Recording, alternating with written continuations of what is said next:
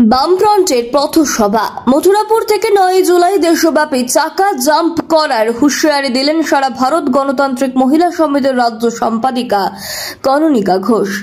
আগামী 9 জুলাই দেশব্যাপী সাধারণ ধর্মঘটের ডাক দিয়েছে বামফ্রন্ট।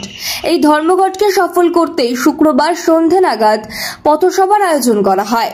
মালদার মানিকচক ব্লকের মথুরাপুর সিপিআইএম পার্টি অফিসের সামনে বামফ্রন্টের নেতা কর্মীদের নিয়ে পথসভা হয়।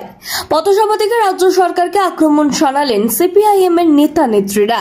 এই পথসভা থেকে দেশব্যাপী সাধারণ ধর্ম ভোট পালন করার আহ্বান জানালেন সিপিআই নেতা কর্মী সম জনসাধারণকে। এদিনের কর্মসূচিতে উপস্থিত ছিলেন সারা ভারত গণতান্ত্রিক মহিলা সমিতির রাজ্য সম্পাদিকা কননিকা ঘোষ, সারা ভারত গণতান্ত্রিক মহিলা সমিতির মালদা জেলা সম্পাদিকা রুনু কুন্টু এবং রত্না চট্টোপাধ্যায় সহ সিপিআইএম এর বিভিন্ন নেতা কর্মীরা। Bureau report, news on TV. কর্মসূচি ছিল যে 9 জুলাই, আগামী 9 জুলাই সারা ভারত ধর্মঘট, হরতাল, ধর্মঘট, সেদিন চাকাবাজ।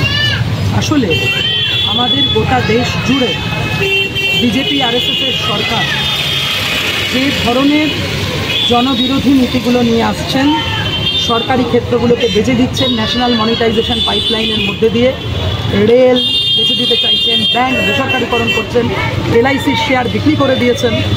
আবার এমনকি এগুলোর বিরুদ্ধে যে প্রতিবাদ করবে, প্রতিবাদও পর্যন্ত যাতে না হয় তার জন্য শ্রম আইন তুলে দিয়ে শ্রম কোড করছেন, যাতে বলা হচ্ছে যে 8 ঘন্টা আগে কাজ করতে, মে ডেতে সেই মে দিবসের লড়াই করে 8 ঘন্টা কাজের অধিকার চাই, 8 ঘন্টার কাজ, আনন্দ 8 ঘন্টার, বিশ্রাম 8 ঘন্টার, এই যে দাবি স্বীকৃত হয়েছে সারা বিশ্ব জুড়ে। আজকে 8 ঘন্টার কাজকে ছেড়ে কত ঘন্টা কাজ করাবেন কোনো ঠিক নেই।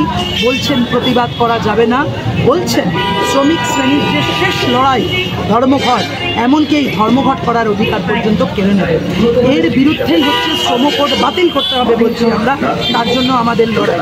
কৃষক ফসলের দাম পায় না, করেরা মাঝখান থেকে নিয়ে চলে যায়, লাভজনক দাম পায় না, ন্যূনতম সহায়ক মূল্য নেই, এই দাবি করছি আমরা। এই দাবি প্রতিষ্ঠিত না হওয়া পর্যন্ত আমাদের লড়াই।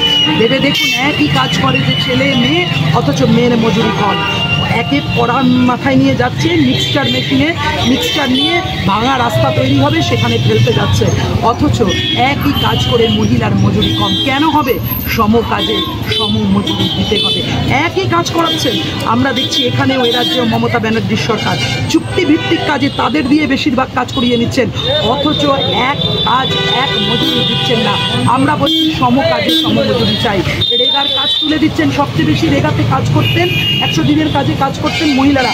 আমাদের রাজ্যে তো জব কার্ড যেদিন তার কমিশন খায়, চুরি করে সেইটা, আর বিজেপি আরএসএস সেইটাকে ছল করে কাজ বন্ধ করে দিয়েছে। চলবে না, আবার নতুন করে লড়াই করে আদায় করা হয়েছে কাজের অধিকার। আমরা বলছি জব কার্ডে কাজ দিতে হবে, 100 দিনের কাজকে 200 দিনে পরিণত করতে হবে।